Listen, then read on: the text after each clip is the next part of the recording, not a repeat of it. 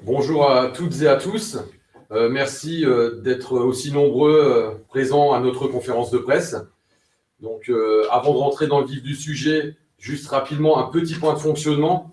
Vous pourrez réagir tout au long de notre présentation de la conférence de presse par chat, hein, et on vous répondra à la fin de la présentation aux questions. Et c'est Arnaud qui s'occupera de faire le lien entre vous et nous. Et donc, avant de démarrer également, rapidement présenter l'équipe autour de moi. Donc, moi-même, Jean-Michel Schaeffer, je suis président d'Envol et éleveur de volailles en Alsace. À mes côtés, donc Gilles Lutepin, vice-président d'Envol, de notre interprofession. Bernard Tosia, à ma gauche, donc, qui représente le syndicat national des volailles label rouge et également qui est notre représentant dans le sud-ouest de la France. Ensuite, Paul Lopez, président de la Fédération des industries avicoles. Anne Richard, notre directrice de l'interprofession. Et Yann Brice, qui est le directeur des différents comités poulet, canard à rôtir et dinde. Et va nous rejoindre également lors de la conférence de presse à distance, Louis Perrault, qui est le président du syndicat national des accouveurs et qui répondra également par la suite aux différentes questions. Alors, rapidement, pour vous présenter le programme de la conférence de presse, nous ferons tout d'abord un point de présentation du marché, du contexte, qui a été quand même assez inédit au courant de l'année 2020. On fera également un focus sur un sujet très important qui nous mobilise tous, le sujet des matières premières et sa flambée que la filière subit depuis maintenant quelques mois. On fera également un point sur l'influenza aviaire, dossier sanitaire qui impacte fortement notre filière. Et ensuite, un point sur les importations de volailles. C'est un sujet qui est récurrent parce que qui est important dans notre filière, sur lequel on revient régulièrement lors de nos conférences de presse. Donc, c'était important également qu'on fasse un point d'étape sur ce sujet-là. Et pour finir, bien sûr, sur nos différents engagements, nous avions, comme toutes les autres filières, pris des engagements dans le cadre de nos plans de filière. Donc, il était également important d'échanger avec vous sur les avancées et le travail que nous avons mené sur l'ensemble de ces points-là. Et les différents points seront présentés, bien évidemment, par l'équipe autour de moi. Et on va commencer par la présentation du contexte du marché avec Anne, donc la directrice d'Envol. Donc, bonjour à tous. Du coup, on va faire un petit point sur cette année assez inédite qui est 2020. Et on va faire un constat déjà assez général. C'est que, de fait, malgré nos craintes, finalement, la consommation de volailles en 2020, elle est pratiquement équivalente à celle de 2019, avec un montant de 1,88 million de tonnes consommées. Dans ce contexte, la France reste le troisième consommateur de volailles en Europe. Et nous allons descendre un peu plus dans le détail de ce qui s'est vraiment passé en 2020. Alors finalement, si on fait un petit historique, sur les 5 dernières années, la consommation, elle progressait régulièrement de 3% par an, soit 15% sur les 5 dernières années. 2020, évidemment, restauration qui ferme. Du coup, on avait des craintes de perdre énormément de volume. Et finalement, ce qui s'est passé, c'est qu'on a eu une dynamique de la restauration qui a été interrompue, mais une forte dynamique finalement d'achat dans les magasins, où on a constaté une hausse des achats des ménages de 9,3%, ce qui est très important et ce qui amène finalement une consommation totale qui est en baisse, mais simplement de 0,7%. Et cette consommation à domicile de plus 9,3%, elle n'est toutefois pas homogène selon les espèces. Et nous avons des espèces qui ont beaucoup plus été en difficulté, notamment pintades, canards, cailles et pigeons, puisque ces espèces sont vendues essentiellement en restauration. Alors finalement, le grand gagnant de cette année, c'est le poulet. Le poulet qui finalement a vu ses achats progresser de 12,3%. Et qui amène en fait à ce que le poulet représente aujourd'hui 71% des achats des ménages, soit 7 volailles sur 10 consommées. Du coup, c'est quelque chose de très important pour le poulet, mais on va s'apercevoir que ça n'a pas été la même chose pour les autres espèces. Alors, si on regarde du coup ce qui s'est passé côté production, puisqu'en fait, on va voir ce qui a été produit par la France pour finalement nourrir les Français. Alors, si on prend la production, elle est en baisse de 1,4%. Avec une stabilité côté poulet et dinde, vous voyez, plus 0,6% pour le poulet et plus 0,3% pour la dinde, mais une forte baisse de la production côté canard et pintade, puisque vous voyez, on est pratiquement à moins 12, moins 13% sur ces espèces. Et surtout, il y a une baisse de la production qui s'est traduite par une baisse des mises en place dans les élevages. Alors pourquoi? En volaille de chair, on est dans un système contractualisé, on va y revenir après. Du coup, l'objectif, c'est de ne mettre en place des volailles que si elles sont vendues, ou si elles vont être vendues. Compte tenu de la baisse des marchés en canard et pintade, du fait de la fermeture de la restauration, eh bien, les opérateurs ont décidé de moins mettre en place au niveau des élevages. Et on se retrouve avec une baisse du chiffre d'affaires pour les éleveurs de canards et de pintade de près de 25 à 30%, ce qui est énorme.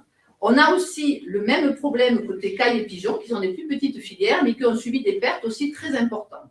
Dans ce contexte, la profession s'est tournée vers les pouvoirs publics pour essayer d'avoir des aides Covid spécifiques pour ces filières, partant du principe qu'elles étaient les victimes de la fermeture de la restauration hors domicile. Bon, après maintes et maints remous, on a réussi à obtenir une enveloppe bien maigre, mais existante, de 3 millions d'euros. Et on était inquiet jusqu'à ces derniers jours parce qu'on ne voyait jamais la mise en œuvre de la mesure pour ces 3 millions d'euros qui sont destinés à aller vers les éleveurs qui ont perdu plus de 30% de leur activité du fait de la Covid. Finalement, les pouvoirs publics nous ont prévenus hier que les mesures allaient se mettre en place sur le mois de mars, que les éleveurs pourraient déposer leur dossier en avril et que les aides seraient versées sur le dernier semestre. C'est quelque chose d'important parce que ces éleveurs-là sont avec des problèmes de trésorerie très importants. Alors, notons toutefois que ces 3 millions d'euros qui vont aller aux éleveurs, c'est quelque chose de bien, mais côté accouveur, où il y a eu aussi de fortes pertes, eh bien, nous n'avons pas eu d'aide spécifique. Je vais laisser la parole à Gilles Lupin pour qu'il nous donne son ressenti sur cette année 2020. Bien, bonjour à tous et à toutes. Ce que je voulais vous dire pour revenir sur la description que Anne Richard vous a fait sur l'année 2020, c'est que, comme vous le savez, on a eu une forte flambée de la consommation en grande et moyenne surface. 1. 2, que les petites espèces, et là, ça nous pose un vrai problème par rapport au reste de l'Europe, c'est que les toutes petites espèces que sont la caille, le pigeon, la pintade, ont été en réduction d'achat. Et vous savez qu'une des spécificités de la filière avicole française, justement, c'est cette diversité. Et il faudra que nous, au niveau de l'envol, on se penche sur le maintien de ces petites filières.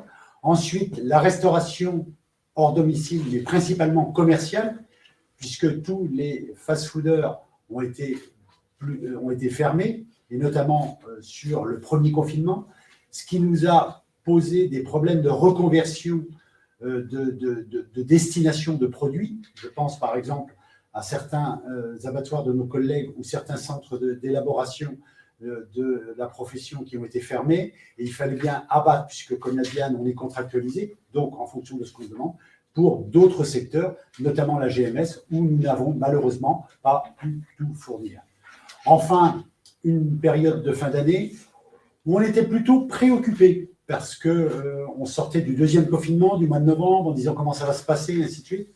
Et là, je dois dire que je tiens à remercier les consommateurs, je tiens aussi à remercier la distribution, et je tiens à remercier l'Envol. On a fait un grand programme de communication, les Français se sont mobilisés, et on a plutôt passé une bonne fin d'année, contrairement à ce que nous prévoyions sur le mois de novembre ou début décembre, où nous étions très préoccupés. Voilà pour l'année 2020. Alors maintenant, 2021. La grande préoccupation de 2021, c'est l'explosion du coût de production, notamment par rapport aux matières premières. Vous savez que sur les matières premières, rentre d'une manière extrêmement importante, puisqu'on parle de 60 à 65% du coût total du prix de revient d'une volaille sont composés de matières premières. C'est quoi? C'est du blé, c'est du maïs, c'est des protéines, et nous avons une flambée mondiale de ces intrants. Dû à quoi? Dû à 4 raisons. La première, c'est la faiblesse du dollar. La deuxième, c'est une demande forte de la Chine. La troisième, et on l'a constaté en France durant cet été, mais aussi dans d'autres régions du monde, une plus grande faiblesse de la production. Et enfin, la quatrième, c'est une partie de la communauté financière, de la spéculation, qui s'est mise sur ces matières premières ces derniers temps. Certains prédisent que nous sommes rentrés dans un cycle de hausse des matières premières. hors même l'alimentation. On parle du méthane, on parle du pétrole, et ainsi de suite. En tout cas, pour nous, c'est extrêmement important puisque ça va impacter à peu près l'augmentation de nos volailles sur l'alimentation, 24%. À 60%, 2 x 6, 12, 6 x 4, 24, ça fait à peu près 14%. 14% de hausse du coût d'une volaille, dinde ou poulet. Et si on compare, on ramené à la viande morte, ça fait de l'ordre de 9%. Alors, on en est où? On en est où par rapport à ça? Puisque vous savez qu'on sort des négociations, il y aura peut-être des questions après qui sortent. Eh bien, nous avons passé, et grâce à la distribution qu'il a accepté, une première hausse début janvier, puis une deuxième hausse qui est en cours actuellement sur début mars, qui est même passée. Par contre, c'est totalement insuffisant, puisque nous avons obtenu une hausse de 6% et nous avons besoin de 9%, comme le prix de l'alimentation vous le démontre. Donc aujourd'hui, nous avons encore besoin. Alors, il y a eu des tensions au départ avec la distribution, c'est vrai, la presse, et vous vous en êtes fait l'écho, le syndicalisme agricole aussi. Aujourd'hui, on est en discussion qui se concluront vers avril-mai. Nous ne savons pas à l'heure où je vous parle. Mais c'est bien cette nécessité que nous avons, et là je vais repasser la parole à Jean-Michel, parce que nous sommes sous la forme de contractualisation. Jean-Michel Schaeffer va vous expliquer ce qu'est la contractualisation. Vous savez qu'on est l'une des seules filières animales en France à être fortement contractualisée, et ça c'était historique.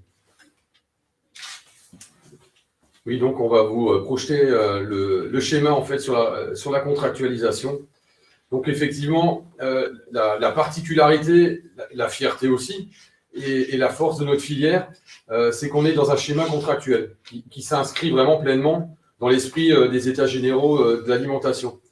Donc rapidement pour reprendre les propos de Gilles, l'aliment compose pour une grande partie notre coût de production, pas loin des 2/3. En fait, l'aliment du bétail acheté par les éleveurs pour nourrir les animaux, plus l'achat du poussin, et le poussin, c'est également de l'aliment pour le produire, représente donc pas loin des 2/3 des coûts de production. Comme Gilles l'a dit, on a connu une flambée impressionnante, rapide et brutale du coût des matières premières, qui fait que ce grand poste de coût a totalement explosé.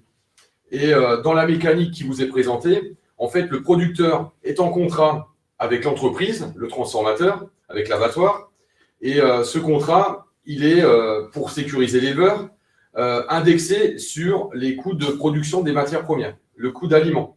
C'est-à-dire que le schéma qui est très sécurisant pour l'éleveur est que quand le prix de l'aliment augmente, on augmente le prix de reprise de la volaille, payé à l'éleveur pour lui sécuriser sa marge. Sauf que la mécanique, pour qu'elle soit équilibrée jusqu'au bout et qu'elle tienne jusqu'au bout, il faut bien évidemment que cette répercussion du coût aille jusqu'au distributeur, jusqu'au consommateur final. Et donc, on est dans un schéma où tout simplement la contractualisation qu'on a mis en place doit permettre de répercuter sur chaque maillon jusqu'au bout le coût de production.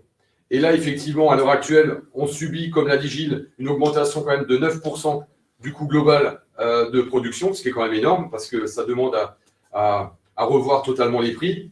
Et c'est une nécessité et c'est indispensable pour les éleveurs, sans quoi les coûts de production ne sont pas couverts et c'est la remise en cause de tous les acteurs de l'amont qui sont vraiment en danger parce que si ces hausses ne sont pas passées, c'est une perte de revenus pour l'éleveur et c'est une perte de revenus également pour les entreprises. Donc on a une nécessité absolue de devoir répercuter ces hausses. Pour vous donner un ordre d'idée de cette hausse au niveau de l'ensemble de la filière française, c'est de l'ordre de 350 à 400 millions d'euros. Donc voilà, rapidement pour la présentation du schéma contractuel de notre filière et des enjeux autour de la nécessité de répercuter ces coûts de production. Et on va passer maintenant à un autre dossier également très très important qui a occupé également la filière, le dossier influenza aviaire, dossier qui bien sûr impacte les palmipèdes, mais qui a également beaucoup impacté la filière volaille de chair, et c'est Bernard Tauziat, donc notre représentant dans le sud-ouest, vous l'entendrez à son accent, qui va rapidement nous faire une présentation de la situation. Oui, je vais juste présenter le panorama général.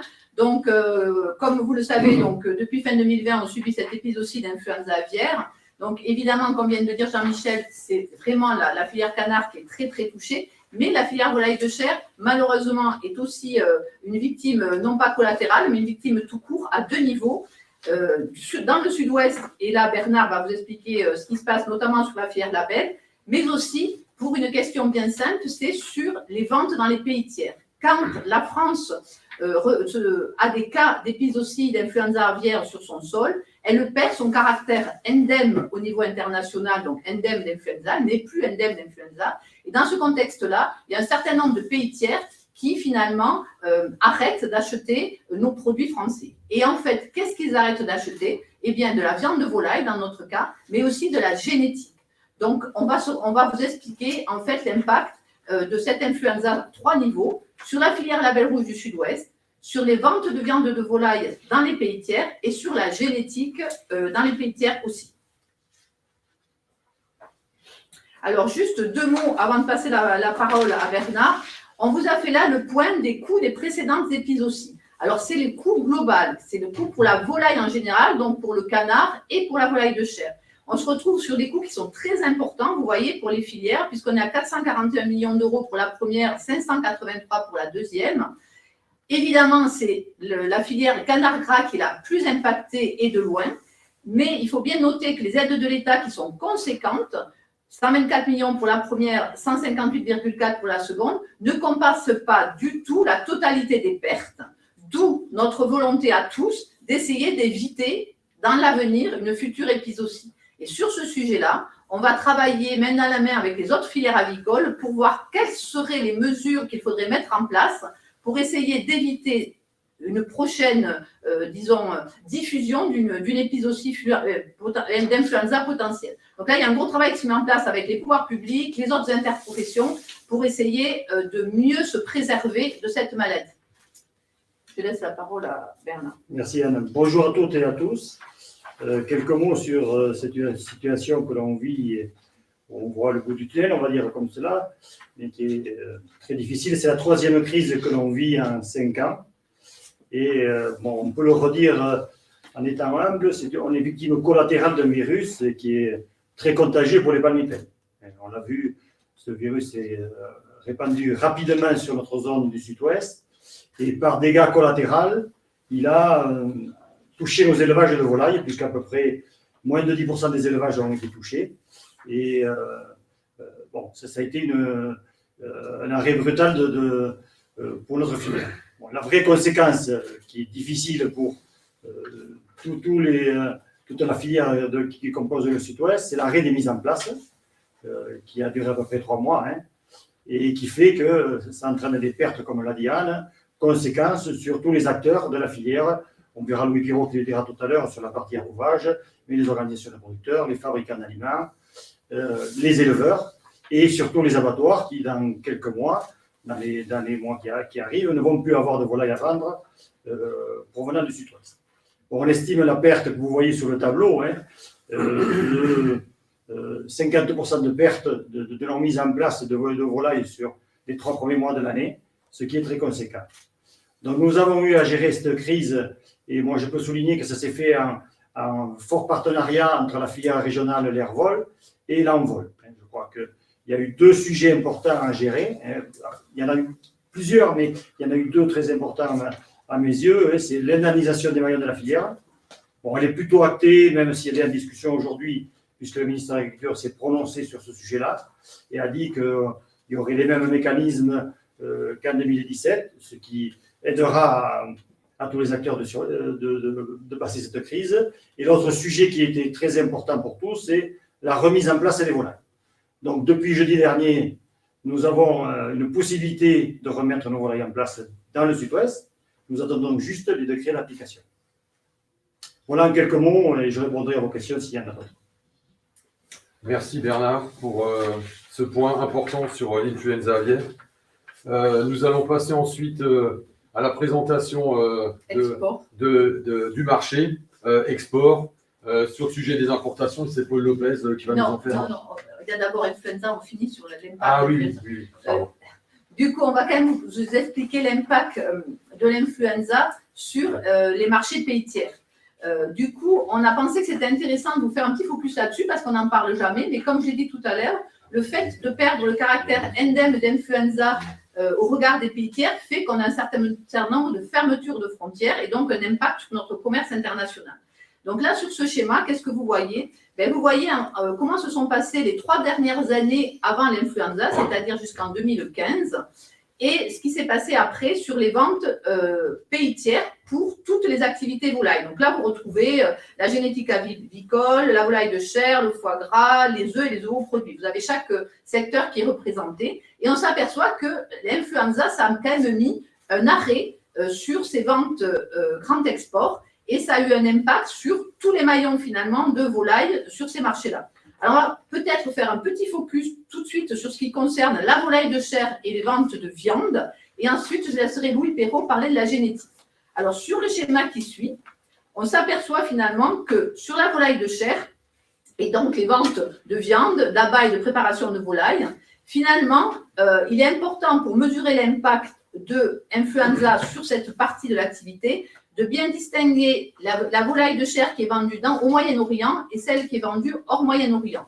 Pourquoi nous faisons cette distinction? Eh bien, tout simplement parce que les baisses des ventes vers le Moyen-Orient ne sont pas liées à l'influenza, mais sont liées au système d'organisation des filières qui a changé, et notamment à l'arrêt des restitutions, on va pas revenir sur ce sujet-là, qui se sont passées donc dans les années 2013-2014 et qui ont amené finalement la baisse des ventes de ces produits. Donc le Moyen-Orient, vous le voyez, c'est des petites barres jaunes claires, enfin marron clair, on les extrait, mais même si on enlève ces éléments concernant le Moyen-Orient, on s'aperçoit que les ventes de volailles vers les pays tiers qui étaient autour de 216 millions d'euros avant les crises, n'ont cessé de baisser et ont du mal à repartir depuis qu'on a des crises influenza en France. Voilà, ce point étant fait, je propose que Louis Perrault nous explique l'impact de cette influenza sur la génétique avicole. Merci Anne. D'abord, désolé de ne pas être présent parmi vous. Je vais juste faire un petit point effectivement sur la partie exportation en génétique aviaire. En fait, Bernard a parlé de victimes collatérales quand on en parle du Gallus, et la filière exportatrice de génétique est une des autres victimes collatérales de ces crises influenza à répétition. Pour tout vous dire, en fait, Anne l'a précisé, on a un certain nombre de pays qui vont fermer de façon autoritaire et créer des embargos dès qu'on a un cas. Fort heureusement, cette année, les choses se passent, on va dire, un petit peu mieux, avec moins de pays qui ont fixé des embargos totaux sur l'ensemble de la France. Grâce à la régionalisation, on voit les choses s'améliorer. Mais il n'empêche que quand on regarde ce diagramme qui est très intéressant, quand un pays ferme, c'est très long pour réobtenir une ouverture de marché. Et je prends pour exemple 2015. 2015, on livrait sur la Chine. La Chine a fermé depuis 2015 à la France aux exportations, et on voit nettement la chute terrible de 2016 en termes de génétique aviaire. Eh bien, la Chine n'a toujours pas réouvert. L'ironie du sort fait qu'on avait obtenu la réouverture vers la Chine la semaine où on a redéclaré un cas d'influenza en Corse en fin 2020. Donc, vous voyez, la difficulté de ces exportations, c'est ça. C'est comment arriver à avoir une fiabilité dans le travail d'exportation, et ce qui cause énormément d'enjeux en termes chiffre d'affaires sur les entreprises exportatrices de génétique. Voilà. Merci Louis pour cette présentation sur la partie aussi impact sur la génétique française. Je vous propose maintenant de passer au point sur les importations de poulets. Et c'est Paul Lopez qui va rapidement nous faire la présentation sur ce sujet-là. Merci Jean-Michel. Bonjour à toutes et à tous. Donc 2020 a été une année évidemment totalement atypique dans la mesure où la consommation a été en très légère baisse, la production a été en baisse et les importations ont aussi été en baisse, mais tout en restant à des niveaux très conséquents, puisque aujourd'hui, toute volaille confondue, un tiers des volailles de la consommation des viandes est importée. Et concernant le poulet, on est à 41%, là où on était à 44 ou 45% les quelques années précédentes. Ce qui aujourd'hui attire notre attention et soulève notre inquiétude, c'est le sujet du Mercosur qui revient sur la table. Et dans un débat franco-français ainsi qu'européen, où je rappelle simplement qu'au niveau du Mercosur, c'est un accord qui a été signé avec les pays d'Amérique latine en 2019, qui prévoyait d'augmenter ses importations de cette origine, principalement Brésil, de 180 000 tonnes. Alors 180 000 tonnes, ça ne vous dit peut-être pas grand-chose, mais si je vous le compte en termes de nombre de poulets, ça fait quand même 6 millions de poulets par semaine pour l'Union européenne, maintenant avec un membre en moins, donc un impact encore plus fort sur l'Union européenne continentale, presque 1 million de poulets par jour. Donc nous sommes d'autant plus inquiets aujourd'hui que la Commission est volontaire pour mettre cet accord en application. Et nous voulons impérativement mettre en avant que la Commission doit laisser le pouvoir au Parlement européen, aux parlements nationaux, avant de scinder cet accord en deux, qui préserverait les accords commerciaux et qui laisserait les sujets environnementaux pour plus tard. Nous voulons absolument que cet accord reste en entier et que son application ne puisse se faire que dans le cadre des engagements globaux qui avaient été pris par le président de la République en 2018 et 2019. Et pour montrer l'importance pour notre secteur, c'est qu'aujourd'hui, un filet de poulet sur 4 consommé en Europe provient des pays tiers. Et qu'il s'agirait encore d'augmenter cette fraction avec un secteur de la volaille, comme vous le voyez sur le graphique, sur la partie gauche, qui est aux alentours du million de tonnes, un peu moins l'année passée, et à relativiser aux autres espèces qui en pâtissent également, notamment le secteur bovin, et d'autres beaucoup moins ou quasiment pas du tout. Et pour nous, c'est extrêmement important, je répète, actuellement, dans ce qui se passe, dans ce que la France va dire, dans ce que la France va faire à Bruxelles, pour demander et obtenir, nous l'espérons, que cet accord ne soit pas ratifié et ne soit pas mis en place en l'état et surtout pas à titre provisionnel. Ensuite, par rapport à ça, qu'est-ce qui est important pour nous ? Pour nous, et ce sont des études et des enquêtes qui ont été effectuées, qui sont référencées ici, qui nous montrent que 45% étant importés, mais les Français veulent des volailles françaises, des volailles produites en France. Et nous avons comme ambition, et nous verrons après sur le pacte de notre filière, de reconquérir une partie du marché français avec des volailles françaises pour des consommateurs français. Et ça nous semble extrêmement important de développer l'obligation de la déclaration d'origine dans tous les secteurs de la consommation. C'est déjà fait au niveau aujourd'hui de la distribution consommateur et nous demandons que ce soit appliqué dans tous les secteurs de la restauration pour les produits crus et pour tous les produits transformés. C'est extrêmement important d'avoir ce logo volaille française partout, dans tous les lieux de consommation en France. Merci Paul pour cette présentation efficace et très très claire. On va passer maintenant à la présentation par Yann Brice des différents engagements de la filière.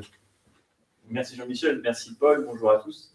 Effectivement, comme Paul le précisait, la filière s'était engagée maintenant depuis quelques mois et même quelques années, puisque le pacte en vol a un peu plus d'1 an, sur différents objectifs dans le cadre d'une démarche volontaire, avec un horizon à 2025, avec de grandes ambitions, et notamment, comme Paul l'a précisé, le premier, c'était de reconquérir ces parts de marché qui étaient phagocytées par l'import, tout en essayant de répondre à toutes les attentes sociétales de nos consommateurs et de nos citoyens. Pour ce faire, le plan ambition s'était fixé 6 grands objectifs, qu'on pourrait rappeler très rapidement. Bien évidemment, répondre à toutes les attentes des consommateurs, quels que soient les produits et les modes de production, tout en espérant répondre avec aussi un accès à la lumière naturelle de nos exploitations et de nos poulaillers, pour près de 50% d'entre eux. Nous souhaitons aussi que 100% de nos élevages s'engagent dans des démarches de bonne pratique, dans le cadre d'une démarche EVA ou de l'évaluation du bien-être animal via l'application EBEN.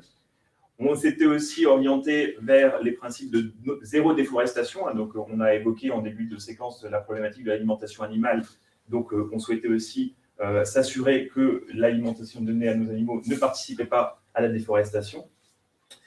Enfin, sur la partie toujours sanitaire, nous nous étions fixés comme engagement de diminuer la part des antibiotiques de près de 60% en 15 ans. Et enfin, une volonté forte de notre filière qui correspond un petit peu à l'image qu'on se donnait de la volaille française, c'est de maintenir une filière avec des élevages de la taille humaine, des élevages dits familiaux, pour justement se différencier par rapport aux élevages que nous pourrions retrouver chez nos voisins européens, que nous, on estime plutôt intensifs. Les bonnes nouvelles, c'est que ce plan ambition, qui était assez engageant, a déjà porté ses fruits, puisque pour un certain nombre d'objectifs que l'on s'était fixés, certains ont déjà été atteints, notamment les antibiotiques, puisque à date, aujourd'hui, nous avons diminué notre consommation d'antibiotiques de plus de 60%, nous sommes à 60,5% utilisés entre 2011 et 2019, et nous continuons cette démarche de réduction, alors que nous étions fixés comme seuil, le seuil à 60%. Sur les autres objectifs, à savoir 100% de nos élevages audités, contrôlés, engagés dans des démarches de bonnes pratiques, dans deux grandes orientations, à la fois EVA et EBEN, sur l'aspect sanitaire, biosécurité, environnemental et bien-être animal. Aujourd'hui, nous estimons que près de 80% de la filière standard et certifiée se sont engagés dans cette démarche, qui correspond, si vous ne le savez pas, à des audits tierces parties, donc totalement indépendants, qui viennent contrôler à peu près 140 à 150 points de contrôle dans les élevages français.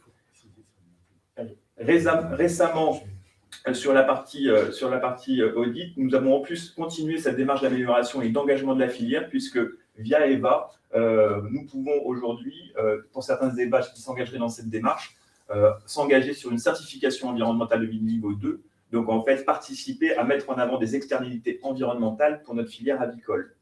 Et enfin, sur le dernier engagement, et un des engagements que nous avions pris sur maintenir nos élevages familiaux, nous avons largement commencé le dialogue entre éleveurs et riverains pour expliquer qu'aujourd'hui, avoir un bâtiment, ce n'est pas avoir un site industriel, et qu'avoir un bâtiment, ça participe à notre modèle de production.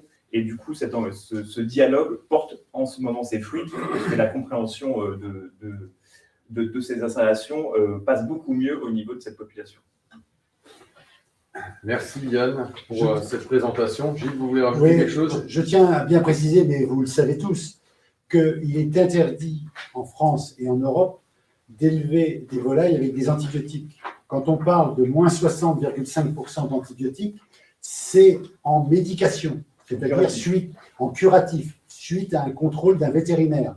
Mais vous le savez tous, je tiens à préciser, contrairement aux États-Unis, où ils peuvent utiliser des antibiotiques comme facteur de croissance, c'est interdit en Europe, et que cette baisse de 60,5% de baisse d'antibiotiques est due à une moindre utilisation en curatif, c'est-à-dire quand les animaux sont malades. Et là, je remercie l'ensemble des vétérinaires en France, et notamment les vétérinaires avicoles, qui sont très axés sur cet aspect.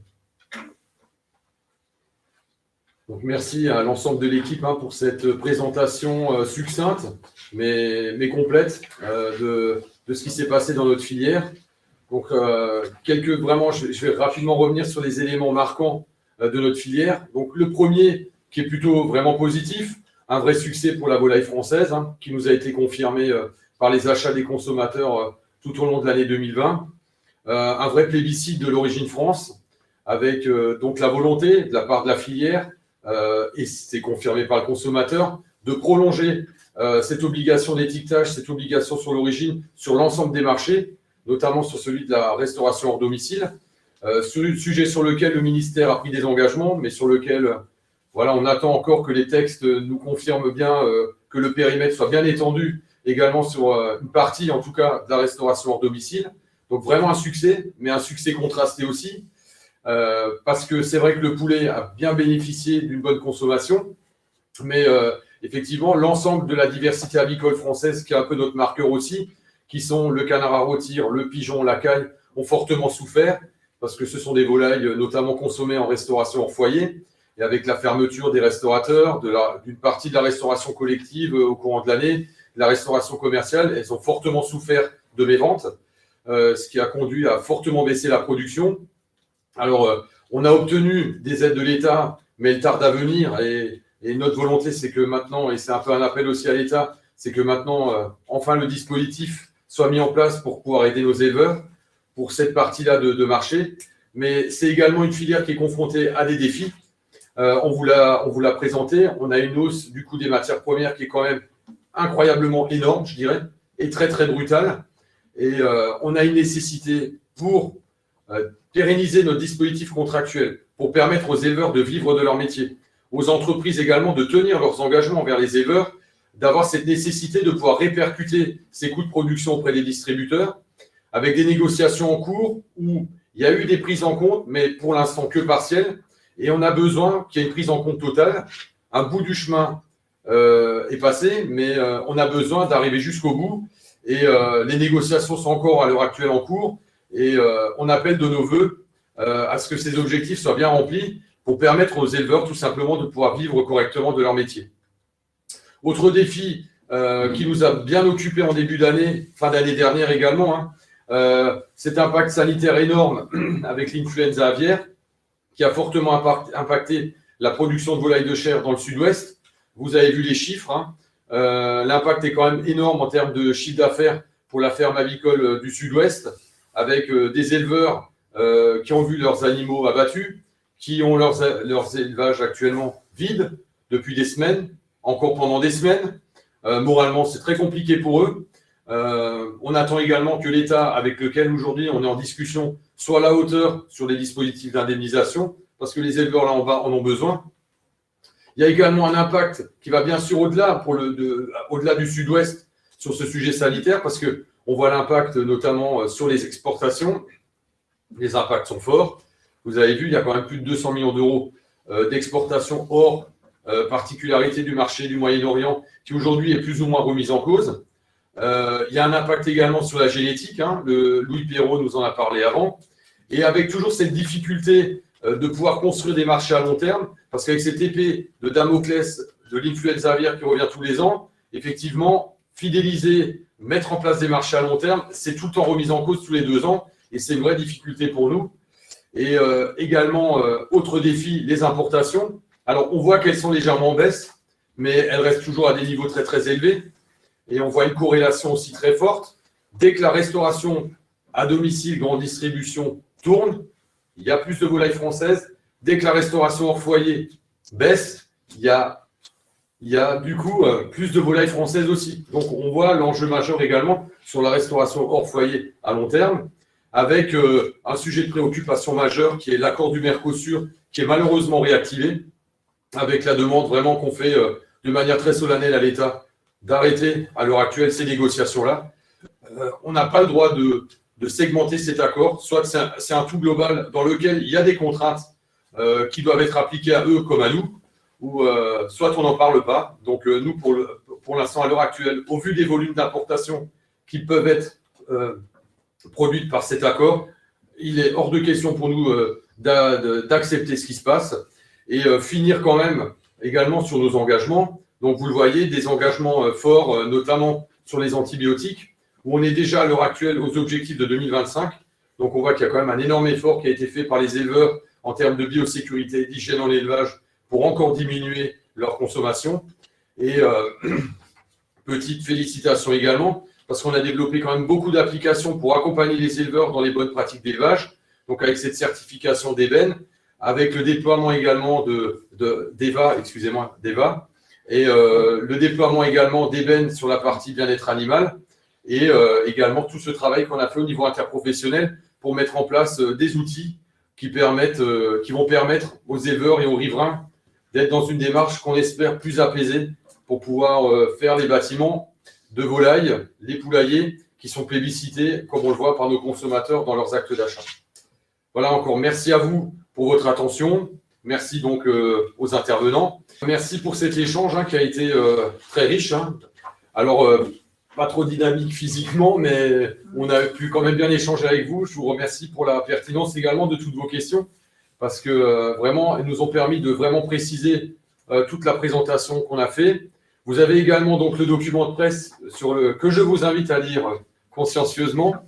Et donc, je vous souhaite bon courage, bonne journée, et merci d'avoir participé à cette conférence de presse. N'oubliez pas de manger de la volaille. Oui. Et manger de la Volaille française. française. Bien, Gilles, bien.